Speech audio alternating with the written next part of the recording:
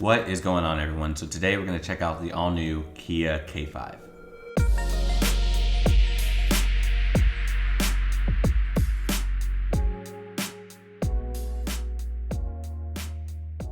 All right, so let's talk about this new Kia K5. Now, first of all, let's talk about why the name K5. So Kia has always had a preconceived notion in a lot of people's heads. When you think of Kia, when you think of something like the Kia Optima, you already have an idea of what that car is, good or bad. So with the K5, it's a good opportunity for Kia to get rid of that Optima nameplate, get rid of those preconceived notions that that car has had. Getting an Optima, bringing it to an all of a sudden sporty and almost high profile status is a very hard thing to do.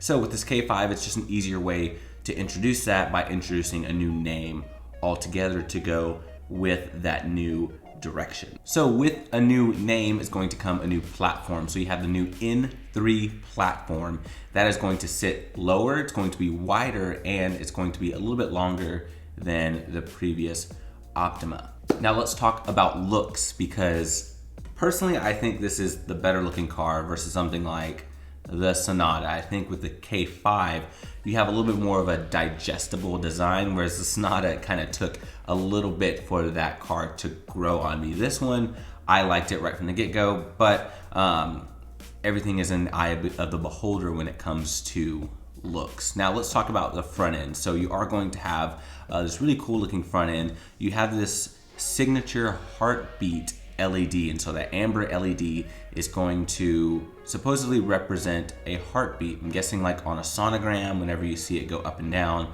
that's what it's supposed to represent. On top of that, you have this new shark skin inspired mesh, and that mesh design is going to be available on the GT line and the GT, both of which you guys can see here. And the GT is going to be the blue car for future reference for you guys.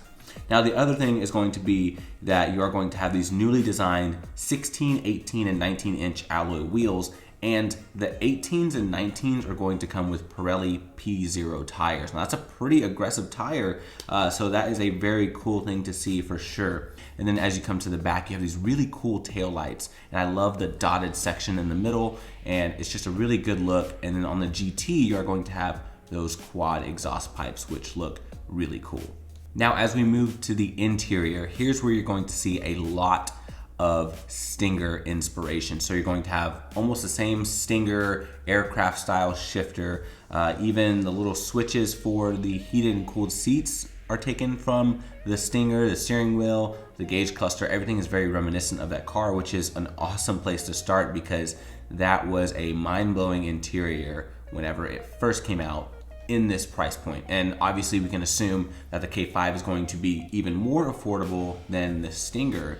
So it is going to be cool to get that level and that, I guess, nice of an interior in a lower priced vehicle. So that's going to be very exciting for potential customers. The other thing to talk about are the different screens in there. So you have an 8-inch and you have a 10.25-inch touchscreen that is going to be available in this car. You're also going to have your suite of Kia's driving sensing. You're going to have an updated lane keep. It's going to keep you more centered in the lines, which is really exciting to see.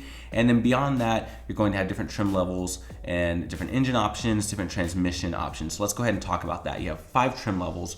You're going to have the LX, you're going to have the LXS, you're going to have the GT line, and then you're going to have the EX and then the GT.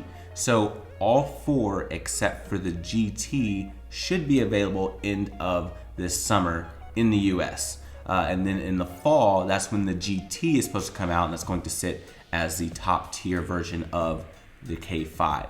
Now on the LX, LXS, GT line, and EX, you get a 1.6 liter turbocharged 4-cylinder. And let me double check to make sure I have the specs right.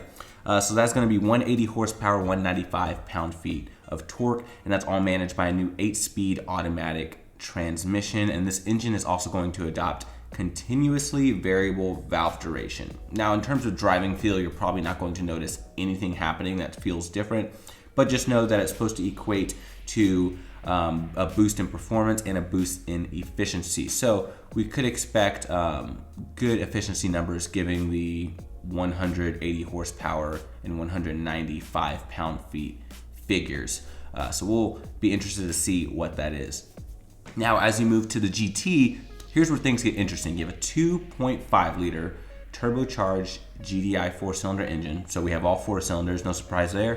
But this is gonna make 290 horsepower, 311 pound-feet of torque. That's a good amount of power and an even more impressive amount of torque.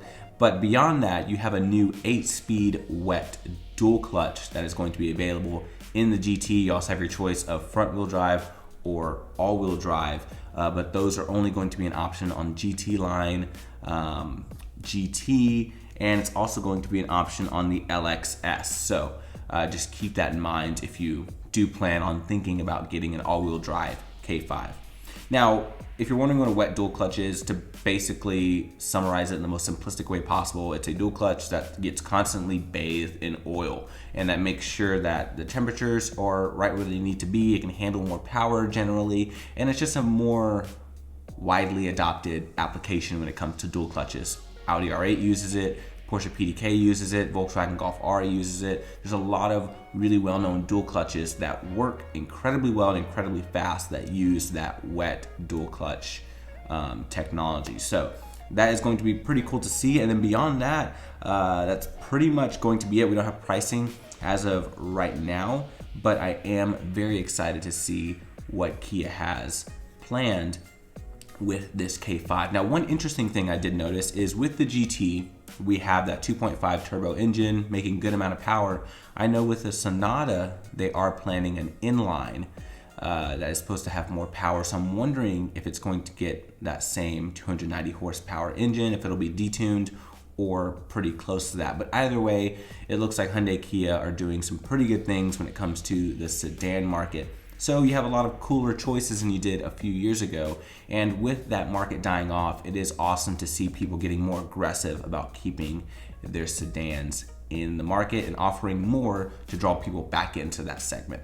But let me know what you guys think. Comment below. If you're new to the channel, I'd love to have you guys subscribe to Forrest Auto Reviews. I review everything under the sun, everything from supercars, regular cars, trucks, you name it. So be sure to hit the notification bell so you guys never miss an upload, and I'll see you guys in the next video. Y'all take care. Bye.